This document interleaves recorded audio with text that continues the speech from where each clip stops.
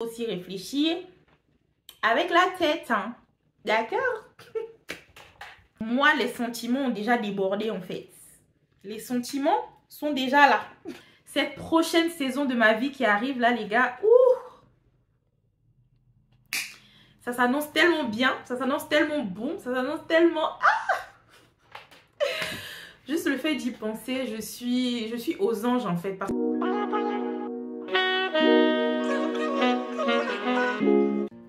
Hello la famille, bienvenue sur ma chaîne. Moi c'est Angie, j'espère que vous allez bien. Moi ça va. Ça fait un petit moment que j'ai pas posté sur ma chaîne. En vrai ça me manquait beaucoup, mais j'ai un peu sombré. J'ai un peu sombré ces derniers mois. Mais on prend un jour à la fois et voilà, on se relève en fait.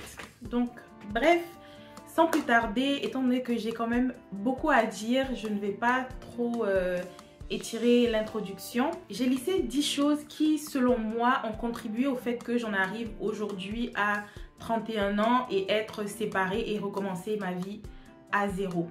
Premièrement, selon moi, je crois que c'est l'isolement. J'ai grandi, je pense, dans un foyer, je peux dire, assez dysfonctionnel. Si je peux dire ça comme ça, en tout cas, que ma famille ne m'en tienne pas rigueur, mais c'est juste des faits. Et j'étais un enfant assez renfermé, donc assez solitaire. J'étais tout le temps dans ma chambre, parfois par choix, parfois par obligation. Donc j'ai appris en fait à faire mes choses toute seule, à vivre toute seule, à réfléchir toute seule. Je ne sais pas comment je vais vous expliquer ça, mais c'est juste quelque chose qui est devenu une seconde nature pour moi. Je peux passer de longs mois en fait sans donner de nouvelles à certaines personnes que je considère très proches en fait et que j'aime beaucoup. Mais il y a des moments où je suis vraiment juste dans ma bulle, où je traverse mes choses parce que j'ai été habituée à fonctionner comme ça. Donc le fait que je sois isolée empêche en fait que j'ai une autre perspective de certaines choses de la vie en fait. Si j'ai un truc à faire, soit j'aurais peur peut-être d'en parler, de peur d'être jugée. Sinon, c'est ça, le fait d'être souvent loin de tout le monde, ne pas assez peut-être parler ou demander conseil aux gens, a fait en sorte que je prenne certaines décisions que je n'aurais pas dû prendre ou que je ne voie pas certaines choses que j'aurais dû voir. Je sais pas si on se comprend un peu. Juste un disclaimer, je ne vais pas nécessairement trop élaborer chaque point parce que j'aimerais vraiment couvrir les 10 points en une seule vidéo et que la vidéo ne dure pas 1 heure en fait. Sinon, j'ai énormément à dire, donc peut-être que dans d'autres vidéos, on aura le temps d'en parler parce que parmi ces points-là, il y a des points dont je ferai vraiment une vidéo spécifique. Le second point qui est un peu contradictoire avec le premier parce que j'ai parlé d'isolement, mais le second point, c'est de ne pas écouter assez les gens autour de moi. Donc, les fois où justement je ne suis pas dans l'isolement, ben, j'ai quand même des gens autour de moi, j'ai de la famille, j'ai des amis qui me parlent et qui me conseillent en fait. Quand je leur parle de quelque chose que je veux faire, ou de quelqu'un que j'ai rencontré, ou d'une relation que j'ai entamée, ben, comme tout le monde en fait, les gens autour de nous ont souvent une opinion. Et je suis quelqu'un en fait, je vous ai dit ça dans ma vidéo où je parlais de mon retour au pays et tout, je vous disais que je suis assez têtue. Donc quand dans mon fort intérieur, pour moi à ce moment-là, ce que je fais est bon, j'ai vraiment du mal en fait à vraiment m'asseoir et me dire bon, est-ce que c'est vraiment bon? Mais je suis vraiment juste conduite par ce qui se passe à l'intérieur en fait, que ce soit, je sais pas, ce que je ressens pour la personne ou quoi que ce soit. Donc même si on va me dire cette personne n'est pas bonne pour toi, moi, les sentiments ont déjà débordé en fait. Les sentiments sont déjà là. Donc, je vais pas... J'aurais du mal, j'avoue.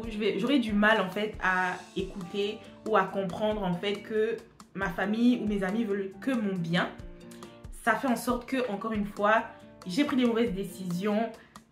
Voilà.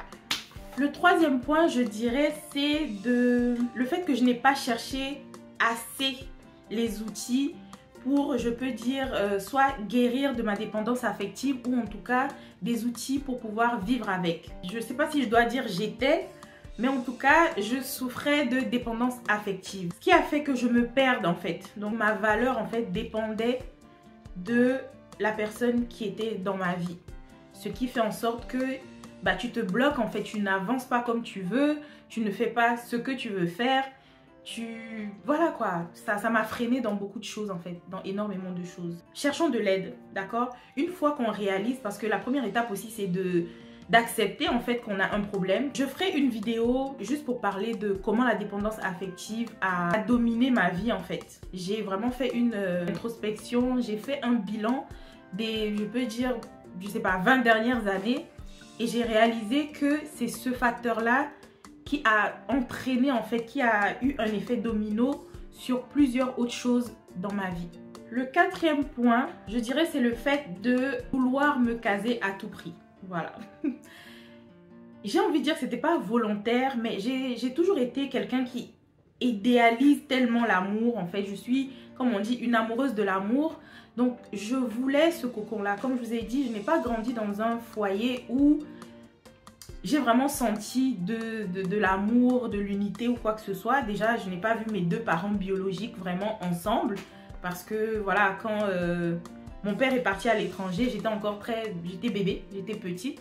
Et après, le milieu familial dans lequel j'ai vécu ici au Canada n'était pas nécessairement le plus adéquat. Ce qui a fait en sorte que j'ai grandi avec cette envie d'avoir un foyer à moi, une relation à moi, là où en fait on va s'aimer, là où il y aura des paillettes, on va faire des bébés, la vie va être belle en fait, mais voilà. Donc, encore une fois, ça sera toujours lié à la dépendance affective parce que le moindrement que quelqu'un me montrait de l'affection ou en tout cas ce que je pensais comme de l'amour, ben, je tombais dans le panneau en fait sans vraiment analyser, sans prendre en compte d'autres facteurs. Voilà, donc ce qui a entraîné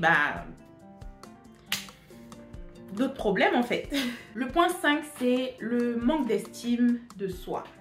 Encore une fois, ça remonte à depuis que je suis petite, donc depuis je pense la préadolescence ou l'adolescence.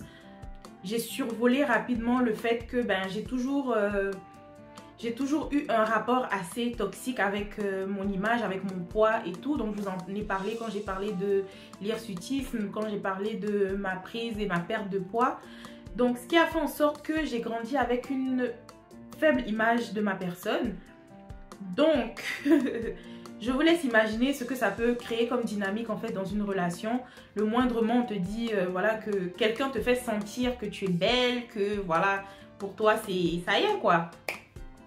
Donc c'est très très très important et aujourd'hui je le réalise. Donc je fais tout en fait pour être fière de ma personne, pour être bien dans ma peau, pour ne pas en fait tomber encore dans ce genre de piège là. Voilà, parce qu'il faut d'abord s'aimer soi avant de pouvoir même laisser que quelqu'un nous aime en fait. Le point 6 selon moi, c'est que j'avais tendance à tomber amoureuse du potentiel de la personne. Voilà, donc certes quand quelqu'un vient devant toi, il y a ce que la personne te présente et à ce que tu penses qu'il est ou qu'il peut devenir en fait. Quelqu'un qui a tel caractère ou tel caractère, tu vas idéaliser, tu vas te dire que non, demain il va changer. Bah non en fait. Je ne dis pas que ma pensée actuelle ou ce que je dis est nécessairement une science exacte ou vraiment c'est l'évangile. Mais je pense qu'il faut quand même apprécier la personne d'aujourd'hui. Donc si je rencontre un homme aujourd'hui, ce sont d'abord ses valeurs et ce qui me montre là maintenant que je vais me dire ok, je crois que en fait je peux vivre avec ça ou j'aime la personne pour telle chose en fait. Pas non, bon il n'a pas ça mais je pense que demain il pourra développer ou bien demain ça, non.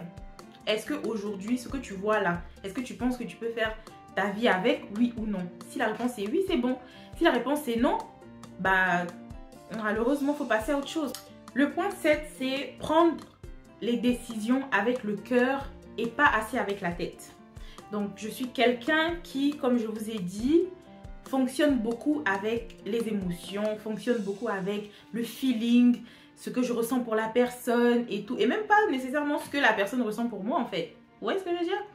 Je marche selon ce que je peux ressentir et non qu'est-ce que telle relation peut m'apporter. Je réalise aujourd'hui que dans l'autre camp, souvent en fait c'était peut-être qu'est-ce que moi je pouvais apporter ou que ce soit comme amour, comme stabilité ou peu importe, mais je pense que moi je ne réfléchissais pas assez à qu'est-ce que cette relation peut m'apporter de bon, que ce soit au niveau émotionnel, financier et etc. en fait. J'y allais avec non je pense que ça peut aller, j'ai beaucoup d'amour pour cette personne là, alors voilà. limite c'était suffisant en fait. Mais non, ça suffit pas les amis. Il faut aussi réfléchir avec la tête, hein. D'accord? Le 8e point, c'est de ne pas se connaître assez. Je ne me connaissais pas assez. Ce que je cherche dans une relation, ce que je veux, ce que je ne veux pas, qui je suis en fait. Je suis qui? Parce que moi, je me voyais en fait dans les yeux d'autres personnes. Si cette personne-là aime les femmes rondes, ah, soudainement, je suis à l'aise avec mon corps. Si cette personne-là aime les femmes minces, soudainement, je veux devenir Naomi Campbell. Si cette personne, en fait, je ne savais pas qui j'étais vraiment. J'étais a people pleaser, donc je n'arrivais pas à m'affirmer en fait dans mes relations, ce qui a causé ma perte entre guillemets en fait. Voilà. C'est dans cette dynamique là que c'est plus facile en fait qu'il y ait certains abus. Le 9e point, c'est de ne pas apprendre de mes propres erreurs et des erreurs des gens autour de moi. Parce que je crois qu'à un moment donné, quand tu fais une erreur une fois, 2 fois, 3 fois, c'est-à-dire que tu te retrouves à peu près toujours dans la même dynamique dans tes relations, ça finit toujours à peu près de la même façon, on finit par te traiter de la même façon. Il faut se rendre à l'évidence que tu n'apprends pas en fait. Tu n'apprends pas. Je tombais en fait dans le même cycle. Voilà, c'était toujours les mêmes choses et les mêmes choses et les mêmes choses.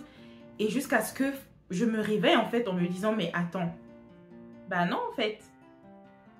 Ce qui va m'emmener à mon 10e point est, et je crois que c'est un des plus importants, c'est de ne pas rester dans la victimisation. C'est un défaut de ma part en fait, par ce que j'ai vécu dans le passé depuis mon enfance. Je crois que je baignais en fait dans cette victimisation de c'est toujours les autres qui me font du mal, c'est toujours les autres qui me font ci, c'est toujours les autres qui me font ça. Entre-temps, quand on analyse bien, c'est moi qui donne les armes aux autres en fait pour me faire ça. Parce que quand X te fait ça 1 fois, 2 fois, 3 fois, à un moment donné, c'est que c'est toi qui as laissé qu'on te fasse ça en fait. Et c'est vrai. Il faut vraiment se rendre à l'évidence. C'est vrai que ça fait mal et c'est très difficile de se regarder dans la glace et de se dire que de ce que tu as vécu, tu es 50 voire 60% responsable en fait. Parce que les autres, ils sont ce qu'ils sont. Les autres, ils feront ce qu'ils veulent faire. Mais toi, tu as le pouvoir d'accepter ou pas en fait. J'avais le pouvoir d'arrêter l'hémorragie assez vite et je ne l'ai pas fait. J'ai laissé les abus continuer. J'ai laissé certaines choses en fait jusqu'à arriver au point où tu es vraiment à terre, tu es détruite. Dieu merci, j'ai toujours cette habileté là, comme on dit, je reste pas longtemps dans le cauchemar. C'est-à-dire que je reste quand même longtemps, mais le jour où je me réveille là, voilà, c'est qu'il n'y a plus de marche arrière. Je veux parler de tout ça aussi parce que je suis, je suis en train d'aller dans une autre saison de ma vie. Voilà, je suis en train d'aller dans une autre saison de ma vie. C'est ça qui fait en sorte que je réfléchis beaucoup ces temps-ci. Je me remets en question énormément. Je prends responsabilité de beaucoup de mes décisions et de mes actes.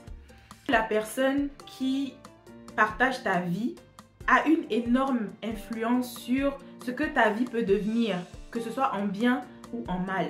C'est pour cela que je dois tout mettre en œuvre pour ne pas répéter ces erreurs-là demain.